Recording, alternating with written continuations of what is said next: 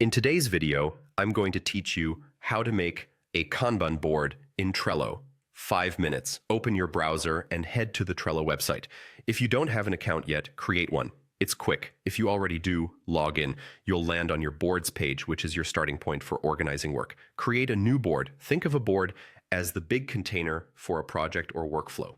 Give your board a clear, purposeful name so everyone immediately knows what lives there. Something like marketing sprint, home renovation, or hiring pipeline. Choose the right workspace and visibility. If it's for personal use, keep it in your personal space and set visibility to private.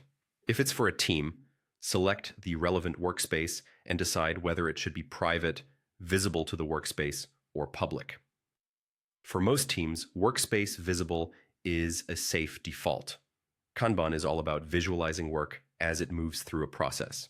In Trello, that process is represented by lists arranged from left to right. Create a list for each step of your workflow. A great starting point is 3 simple lists: to do, doing, and done. You can always refine these later if your process has more stages, but this trio works for nearly everything. In your to-do list, click Add a card to create individual tasks. Each card should represent one clear, actionable item, something a person can pick up and complete without splitting it further. Write concise titles and, when needed, click into the card to add more detail. Use descriptions for context, checklists for subtasks, due dates to keep timing on track, and attachments for files or links.